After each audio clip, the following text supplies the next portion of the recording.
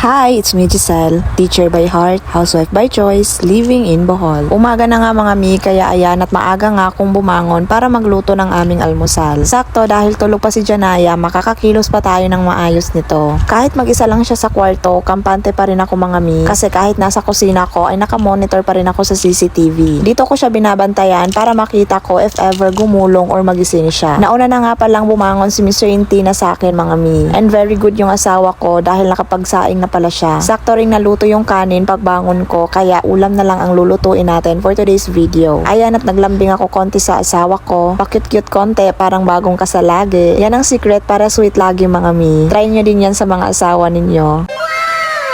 By the way, for today's ulam ay magluluto nga pala tayo ng ginisang kangkong. Kahapon nga pala namin nabili ang kangkong na tumi. Dito lang din to galing sa garden ng tita ko, kapitbahay lang namin. Mukha lang malungkot ang kangkong natin mi dahil hindi ko siya nababad sa tubig kahapon. Kaya ayan at medyo nalanta nga siya ngayon. Pero okay lang yan, ang importante alam nating malinis ang pinanggalingan nito mga mi. Kasi nga 'di ba dito lang ito galing sa garden ng tita ko. 5 pesos nga pala ang bili ko bawat tali nitong ating kangkong. At meron tayo ditong 4 na tali, so bale halagang 20 pesos ng kangkong ang lulutuin natin ngayon. Hinugasan ko na nga pala itong ating kangkong mga mi. And yes, nasa labas pa rin ng bahay ang aming hugasan. As you can see, wala na yung trapal namin dito mi. Nasira na ng init at ulan. Kaya ginagawa namin ay umaga at hapon lang kami naghuhugas ng pinagkainan. Kasi nga medyo mainit man sa tanghali mi oy. Hindi na muna namin pinatrabaho tong aming kusina mi. Makakapaghintay naman yan eh. Mas priority namin ang safety ni Janaya, kaya mas inuna naming bilhin si Kendo Car. Itong pinaglulutuan ko ngayon mi, part pa yan ng sala namin. Ginawa ko munang kusina ngayon para hindi ako mabasa or mainitan habang nagluluto. Medyo maingay si Janaya mi. By the way, habang pinapalambot ko ang ating kangkong, ay inayos ko na rin pala yung mga prutas na nabili namin kahapon. Meron tayo ditong hinog na mangga, carabao, charmaine, charis, orange yan mi, Indian mango at lansones. Sakto namang naluto ang ating ginisang kangkong, kaya ayan na tinango ko na muna sa lagayan bago ako nagpatuloy sa pag-arrange ng aming mga pinamili. After ko nga magluto, heto at abala naman tayo sa paglagay ng mga pinamili naming gulay dito sa aming ref. Dito ko nga sila nilagay sa pinakababa dahil meron tayo ditong corner kung saan dapat nilalagay ang mga fresh gaya ko. Ng gulay pala. Ayan at nilagay ko na nga sila lahat dyan mi. Sama-sama na silang lahat. At magmi-meal prep nga ako mga mi, kaya no worries dahil hindi aabutin sa pagkabulok itong ating mga gulay. Calculated ko na lahat ng plano ko sa pagluto nito mga mi. After ko nga ma-arrange ang mga gulay ay sinunod ko naman itong ating mga itlog. Yes, isang tray yung binili namin mi. Na para bang magbebenta na kami ng sari-sari store dito sa aming bahay. Ayan at may itlog maalat pa yang kasama.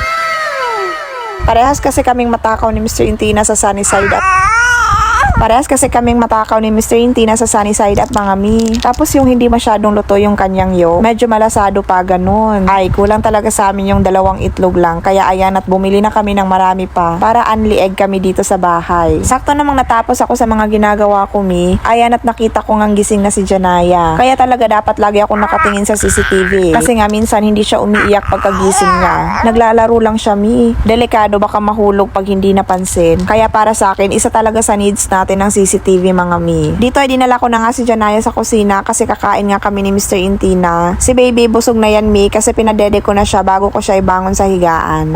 Meron nga pala akong nabasang comment dun sa isa kong video. Sabi niya, first time mom din here, nakaka-guilty yung kumakain ka tas tumitingin lang anak mo pero di mo siya mabigyan kasi hindi pwede. May karugtong pa yan eh. Ito naman yung isa niyang comment. By the way, hindi pala ako nakafollow pero napapanood ko mga videos nyo. Kahit sa first angel mo, nagluluto ka pa sa labas tabi ng CR. Now may bahay ka na and car na rin. More blessings pa po sa inyo. So ayun, shout out nga pala sa iyo mi, Engineer D. Pero napansin ko nakafollow ka na ngayon mi no. Thank you. And yes, tawa kami kung pwede nga lang ipakain ko rin kay baby lahat ng kinakain namin ni Mr. Intina eh. Pero ayun nga, hanggang tingin-tingin na lang talaga ang baby na yan. Pero at least ngayon nagsisimula na siyang kumain. Much better na kasi nga ayun minsan sinasabay ko na siya sa pagkain namin. After nga pala namin kumain, ayan at nagpaalam na si Mr. Intina para maghanap ng pera. Charis.